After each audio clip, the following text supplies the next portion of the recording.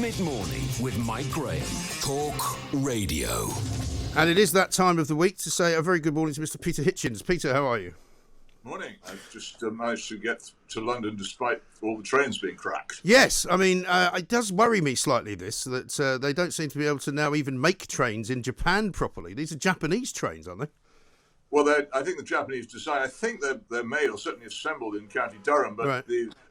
I think the real problem is the usual one of the country created by Margaret Thatcher, who licensed ambulance-chasing lawyers in Britain, in which everybody is terrified of being sued, and therefore acts with complete and utter panic whenever the slightest problem arises. And these are not aeroplanes. If they've got cracks in them, they're not going to fall apart at 50,000 feet. They travel on rails. But there it is. It's happened. Those of us who travel by rail sighed, as we usually do, and said, "Oh, okay, then." Are there any trains? Are there any trains running at all, or did you have to take a bus or what? There are some non-cracked trains. It just involves taking slower trains and changing on the way, usually. But it can be done if you're determined. I, for a long time, regarded the railways as an enemy to be defeated, and so every time I beat them, I feel a sense of triumph. Yeah, I mean, I was once beaten. I was going for some god-awful reason, which I regret for the rest of time. I went to Centre Parks once up near Cambridge, and I tried to get from King's Cross to Cambridge, and I kid you not, it was probably the most difficult and arduous journey I've ever made, and that includes driving from Split down to Sarajevo during the Bosnian War. Goodness. I mean, it was awful. I ended up giving up and taking a taxi because I took one train which was so crowded I literally couldn't sit down even on the floor. That stopped at somewhere like Ely, where the next train I was meant to get was cancelled. The next train I then tried to get, I couldn't get on because apparently I was too late to try and get on it, and the man stopped me at the barrier. You know, it was sort of litany of absolute madness. So I take my hat off to you if you do it on a regular basis. Yeah, the whole business of trains in this country has been a catastrophe for many years, since the government regards the only form of transport it really cares about as roads and cars, and trains come a hopeless second, and very heavily indirectly taxed as a result. The government dare not raise the fuel tax on petrol because of the political consequences of it. So one of the things it does is it constantly raises rail fares. Rail travellers are pretty much expected to pay for themselves. A huge subsidies are given to drivers because the government is afraid of actually doing anything about our transport system, which would get people back onto sensible public transport.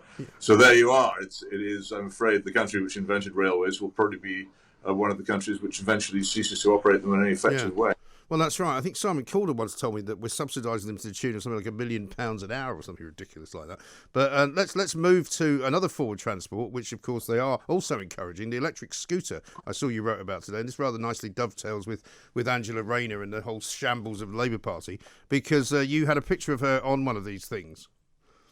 Yes, she was in Bristol during the campaign with the mayor of Bristol, and both of them were pictured whizzing along through a park, doing something which in most parts of the country would be illegal because electric scooters are motor vehicles, and they're allowed on cycle tracks or footpaths in paths, and they're not allowed on pavements. But all over the country at the moment, supposed experiments are taking place where these scooters are being made available and the laws are being effectively suspended so people can ride them in ways they wouldn't be. I'm not quite sure what this is about. Who wanted this? What gap in our transport system does it fill to have an electric scooter that wasn't there already? And the fantastic nonsense talked about how environmental they are. Batteries, which they run on, have to be charged. The power which charges the batteries will almost certainly be polluting power, as so much is, whether it's gas power or indeed whether it's imported from the Netherlands or France. It might be. It's ridiculous to say that they don't pollute just as they don't emit plumes of smoke as they go along. And the batteries that are used in them contain rare metals, which often have to be dug out of the earth in extremely distressing circumstances, particularly in Africa. So I don't think there's any ethical reason for them. I don't imagine for a moment anyone who's licensed to drive a car and owns a car is going to abandon a car to whiz about the streets on a totally unprotected lump of metal. And the other consequence is that they are increasingly appearing on pavements and on footpaths. They're supposed to be limited. to about 15 miles an hour, but everybody who has them knows perfectly well that it's quite easy to fix that so they can travel a lot faster. Yeah. And only last week in Feltham, a 3-year-old child was quite badly injured by being hit by one from behind, and 2 collarbones broken. A 3-year-old child walking with his grandmother. And I think Paris, which licensed them some years ago, had similar experiences, some of them quite tragic. And the signs are all there that if they are allowed, people are going to find very quickly that they hate them. But I can't see any sign of any serious opposition to them. And you see politicians like Angela Rayner, who, whatever you think of her, is an engaging person, riding around on one. And that's a tremendous coup for the public relations people who are pursuing legalization. I just wish people wouldn't do this.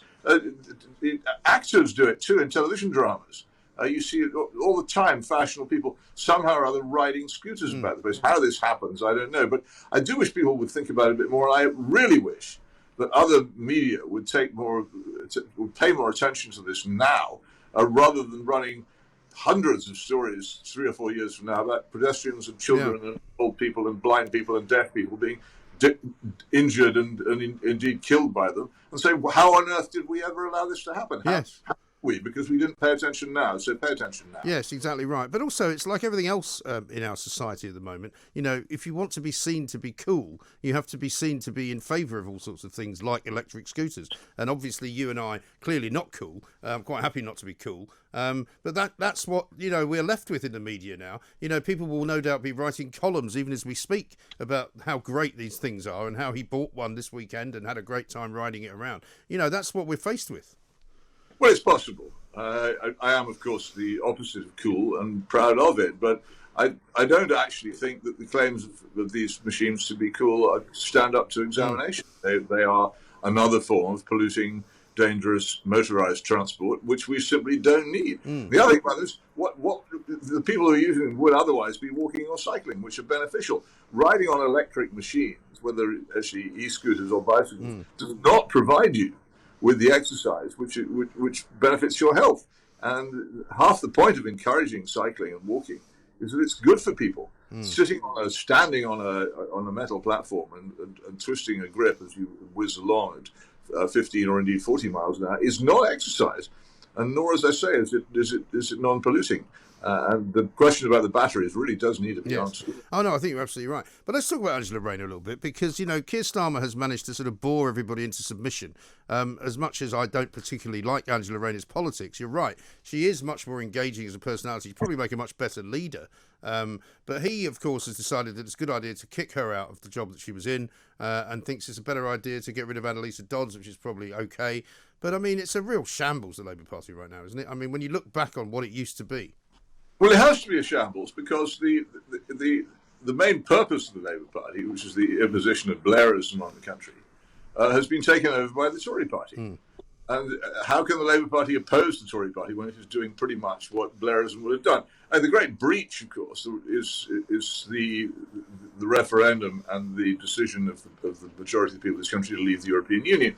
And that had many effects on the Labour Party, one of them being it released lots of Labour Party members from their allegiance to their old party. They suddenly realised they didn't have to vote for it.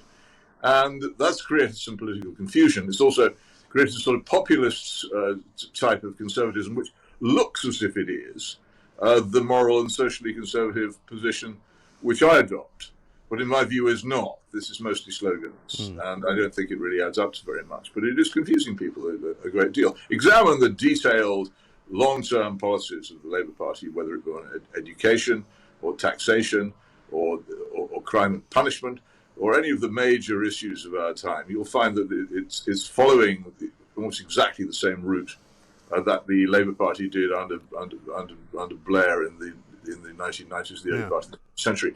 But the European thing has confused it immensely. How this will all end, I really don't know. But what is definitely the case is that we no longer have a clear division between the major parties. No. And as a result, personalities and slogans create an impression of division which doesn't really exist. Remember, the people of Hartlepool voted rather astonishingly for Peter Mandelson, the least northern person in the country, probably, because he was put up by the Labour Party. They've now switched their allegiance, but allegiances have just become so much softer. And look at Scotland, where the Labour Party, which thought it owned Scotland, collapsed in a matter of months. Yeah. It's Well, lost. this is what I found interesting about what happened on Thursday, that we seem to have now the main opposition being to the Tory party, actually the SNP in Scotland and possibly the Labour Party in Wales. But in England, it's more or less a one-party state now, isn't it? Well, it's even weirder than that. I live in Oxford, and in Oxfordshire, not far from me, the town of Chipping Norton has gone Labour, and the Oxfordshire County Council has chucked out the Tory majority. It's now in overall control. So while Johnson is sweeping Hartlepool, he's losing Oxfordshire. I can't really explain that at all in terms of national politics. I suspect there's a lot of discontent among rural Tories about the Conservative Party's determination to concrete over the country and to destroy the old planning laws, which they used to feel protected them. And I suspect that may have something to do with it. But for Labour to capture Chipping Norton, it really is quite like the Tories capturing Liverpool. Well, that's right. But that's the Putney Labour, isn't it, manoeuvre? The one seat that they won back in 2019 was Putney. And you think, well, that's a bit weird. You know, they lost Blythe Valley, which was a former coal mining community, which shut down by Margaret Thatcher, and they all voted for the Tories. And I wonder whether I had a conversation with a caller last week who said that traditional Tories are now not very happy with Boris Johnson in the way that he's taking the party to the left and more into the centre and more into the greener areas. But actually, old Labour voters are very happy to vote Tory because of Brexit. I think that is the defining thing. And then, of course, why is it that this is so? Why are Labour voters now taking this view?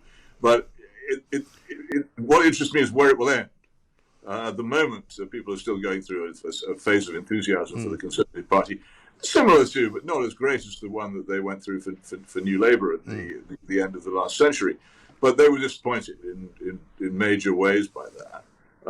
When these people are disappointed, as I absolutely promise you they will be, where will they then turn? That's what must worry us. Yes. And I think in Germany, for instance, the equivalent of the Labour Party, the Social Democrats, are rapidly being supplanted by other parties of the left, particularly the Greens. Yeah.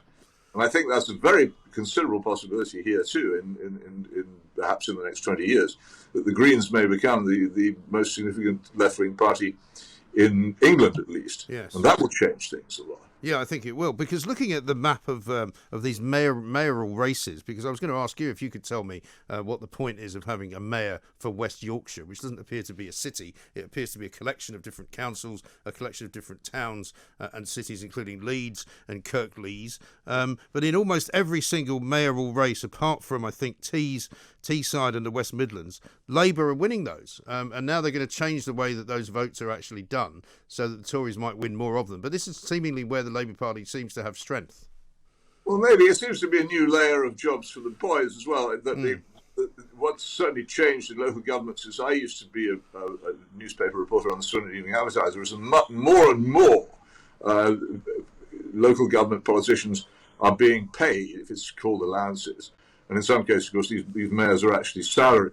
So a new and larger political class is being created. But what interests me about this is that it's also yet another attempt to try and get people to be interested in local government, which they ceased to be when the old authorities were destroyed in the 1970s, which people understood. I knew when I lived in Oxford in the 1960s and 1970s, everything was run by the Oxford County Borough Council. And that was the one place you went to. Now, education's one lot, transport's another, the parks is another. You don't even know where to go when you elect a council. You're not even sure which bit of it they're actually in charge of.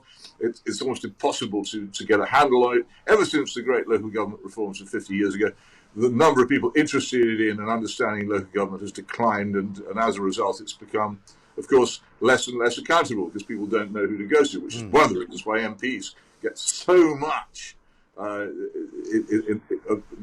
demand for their time sorting out problems which are really local government ones. It has been a disaster, and this doesn't seem to me to make it any better. But I think jobs for the boys must always be the most likely reason for the creation of these new posts. And they also seem to also have, and I think it's true in the case of West Yorkshire, they have responsibility for the Police and Crime Commission as well, which again is something entirely new, which doesn't appear to have had any impact whatsoever on crime.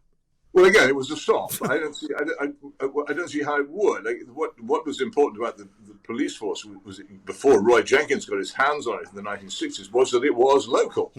Yeah, no, reasonably sized cities had their own police forces, which needed to respond to popular demand, and they couldn't get away with what they do now of just ignoring huge amounts of crime, burglary and car theft or whatever it was, and concentrating on suing each other for sexual harassment or whatever it is they do.